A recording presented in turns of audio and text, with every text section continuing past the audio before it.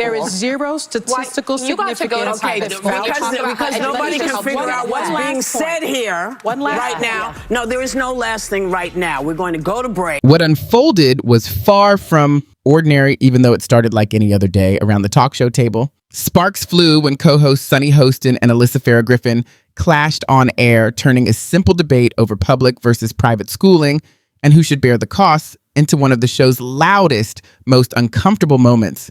As each woman dug in, determined to prove her point, the tension only grew. Sunny leaned heavily on data and statistics, while Alyssa countered with her own personal experiences. The result? A clash so intense it nearly spun out of control. This wasn't calm discussion. It was a verbal collision. Viewers could sense the chaos as voices overlapped, and the exchange grew sharper by the second. It wasn't scripted. It wasn't rehearsed. And that unpredictability is exactly what made it so riveting to watch. Live television at its most combustible. Before we continue, don't forget to like this video and subscribe to the channel. Your support helps us bring you more stories like this one. Now, back to the fireworks. The heart of the clash lay in a deeper question. Who should make financial decisions when it comes to education, and where does responsibility fall? On one side stood the argument for personal choice. On the other, the call for accountability. Not making this up.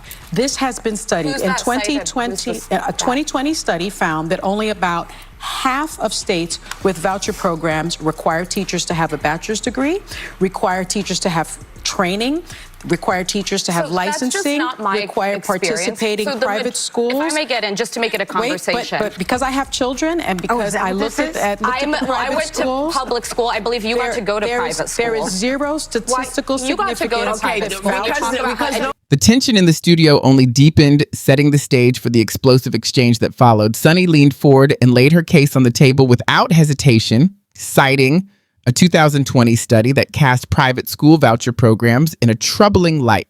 According to her, more than half the states running these programs didn't even require teachers to hold a bachelor's degree. No professional license, no formal training. She delivered the data with the authority of a lawyer presenting hard evidence. But Alyssa wasn't about to back down. She cut in immediately, shifting the focus from statistics to lived experience.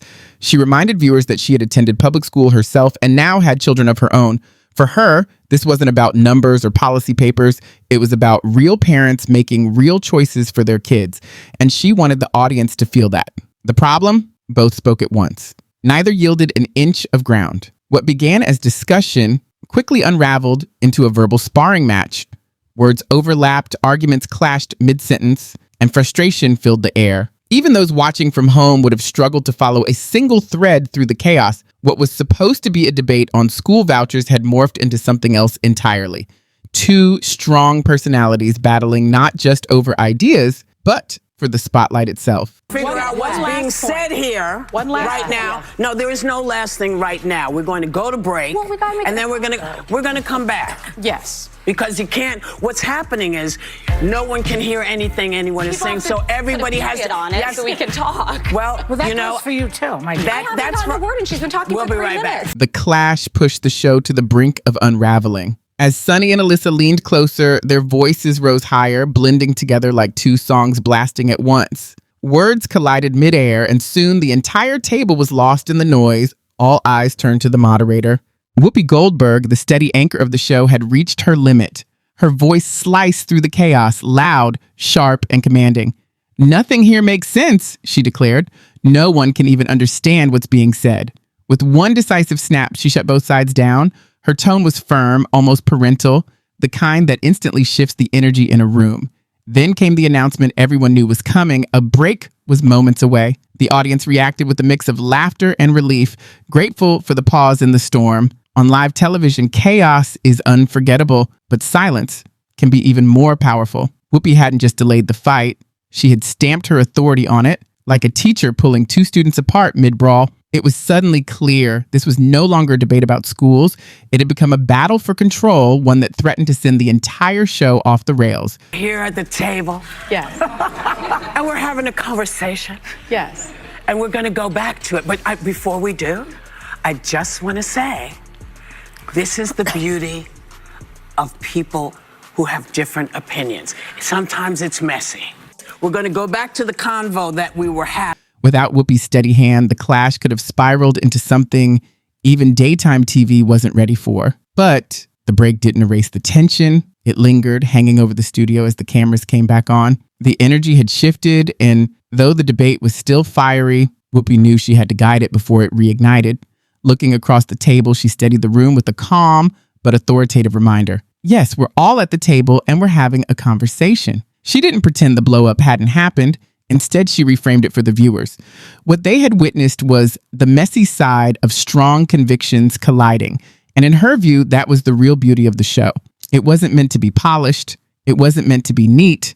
Sometimes it gets uncomfortable. And that's exactly what happens when people speak passionately about what they believe. Sunny and Alyssa sat quieter now, listening rather than charging forward.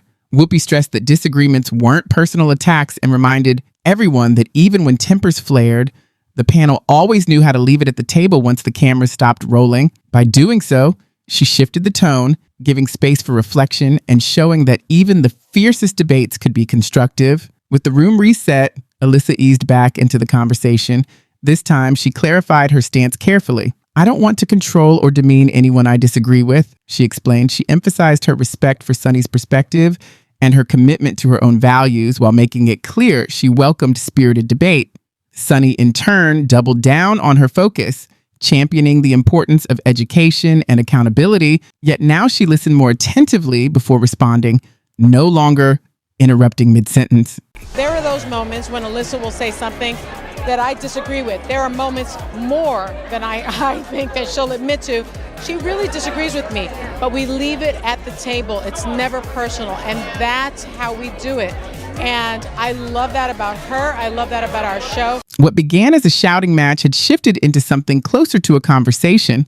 The tension was still there, but the audience could tell both women were working harder to keep their tempers in check after Whoopi's warning, guiding the discussion like a watchful referee. Whoopi kept a steady hand on the table, ready to step in again if needed. Her presence alone was enough to keep the argument from boiling over. Everyone seemed to know they had already pushed too far once and couldn't risk doing it again. Even in their calmer tones, though, the friction was unmistakable. This wasn't polite small talk. It was still two strong voices battling to prove themselves, just with a touch more restraint, and that raw energy was magnetic. The audience couldn't look away. Sunny leaned in again, sharpening her focus on accountability. She wasn't just tossing out statistics. She dug into the heart of the controversy surrounding school vouchers. Her words cut through the air like a blade. If states don't even require teachers to have degrees or proper training, then how can parents be sure their kids are getting a real education? Alyssa countered with a steadier but equally determined tone. She stressed that parents should have the freedom to make choices for their children without government interference. To her, this wasn't about oversight. It was about liberty. She spoke for families stuck in struggling public schools, families who longed for more options. In her eyes, vouchers didn't create chaos. They created opportunity. It felt like two entirely different worlds colliding at a single table.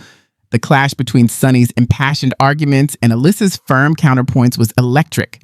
And while they were the loudest voices, they weren't the only ones affected. The other panelists shifted uncomfortably in their seats, unwilling to step into the storm. Meanwhile, the studio audience was eating it up. Whispers, gasps, bursts of applause. Live television thrives on unpredictability, and this strange drama had everyone leaning forward. But beneath the chaos, something else was happening. Whoopi, like a strategist watching pawns move across a chessboard, held back in silence. Her pause wasn't passive, it was calculated. She let the tension build just enough before stepping in again. When she finally spoke, her words carried weight. The problem, she reminded them, wasn't disagreement. It was the lack of focus. Her tone was sharp, edged with fatigue. Nobody can hear anything when everyone is talking over each other. In that moment, it wasn't just the co-host who got the message. Anyone watching at home who'd ever been in a shouting match recognized the lesson. Sunny and Alyssa exchanged glances, their body language heavy with pride. Both wanted the final word, the definitive line that would seal their dominance. But Whoopi wasn't about to let that happen. She redirected the conversation, pulling it away from personal sparring and back toward the bigger picture, the real mission of the show. And this time, the clash struck deeper. The View wasn't just about hot-button topics or policy debates. It was about personalities, and when personalities collided this fiercely, the line between disorder and entertainment blurred. Viewers weren't just hearing arguments about education. They were watching a raw struggle of egos. It wasn't scripted. It wasn't polished. It was pure chaotic television. And audiences loved every second of it. But Whoopi didn't stop there. Acknowledging that conflict is an unavoidable part of honest conversation, she reframed the messy exchange as necessary, even valuable. Sometimes it's messy, she said, repeating it with conviction. Real means sloppy. Messy, Whoopi reminded them, was just another word for passion. The point wasn't to stage a neat performance, but to let the audience witness something real, raw, unscripted, human. The camera cut back to Alyssa, who softened her stance. She admitted she rarely agreed with others at the table, but she was trying to understand, not discredit. It was a quieter, more reflective side of her that peeked through. Sunny listened, her fire dimmed to something steadier, tinged with sadness. The argument had shifted from a scream to a simmer, but the divide remained. The audience could feel the transformation in real time. Winning no longer mattered. What mattered was the spectacle of two people clashing, bristling under the moderator's rebuke, and still finding the discipline to sit side by side, ready to move forward. That fragile balance, that willingness to fight and then continue, was the soul of the show. It was flawed. It was emotional. It was unavoidable. And that's why it was so compelling. Whoopi didn't pretend the fight hadn't happened. Instead, she acknowledged the chaos, reframing it as proof that these co-hosts could argue fiercely on national television and still end the segment with respect. She reminded viewers that conflict didn't erase collegiality. In doing so, she gave the moment weight far beyond the walls of the studio. Because this wasn't just daytime drama, it was a mirror. Families fight over dinner tables, friends clash online, entire communities divide over politics, education, and values.